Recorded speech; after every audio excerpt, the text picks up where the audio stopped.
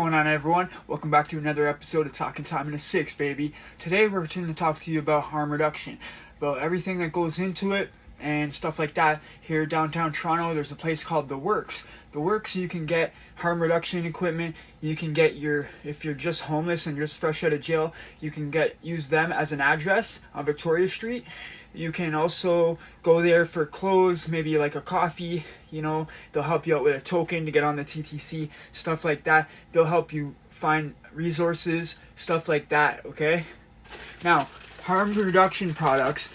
Now, people say this might be bad because of people being able to use drugs, giving them equipment, thinking that they're going to be like, oh, well, this is like encouraging them. No, this isn't encouraging them because they're going to do it no matter what, right? This is to help spread the AIDS and hepatitis and all this other stuff that you can get, infections and stuff like that, through sharing spoons and needles and stuff like that, okay? So this is what they give you. They give you stuff like this. So they give you the water, okay?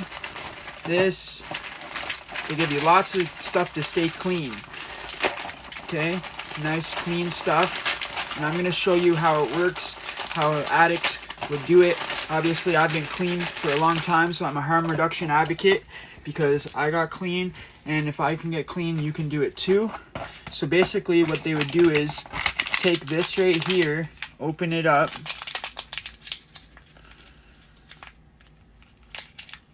like so. Some people use these like 20 times. You shouldn't do that. You shouldn't reuse these guys. And take that, then you would take your water that they give you, sterile water, you twist. Okay, it comes right off, and you put that in there, the water.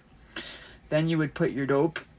You would put your heroin, or break up your oxy, or your morphine, whatever you're going to do, your pill, your Dilaudid, any type of opioid, or your cocaine, whatever you're shooting in your arm is going to be going into there. And then you would take your lighter, you would melt it in so it's all liquid.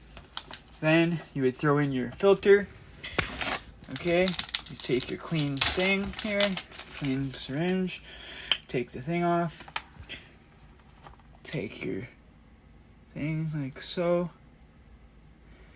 You would take your jug, and so everything's sterile so you don't get stuff in your arm. You take it like that, boom, and then you would use this to tie off the arm, find the vein. They would put this in like a sort of like a nurse would, find the vein, flag it back, blood would go in there. You would know you're there, but first before that you would push it so you make sure that there's no air bubble in it. Flag it like that, make sure there's no air bubble, and you'd be like that, but it would be full because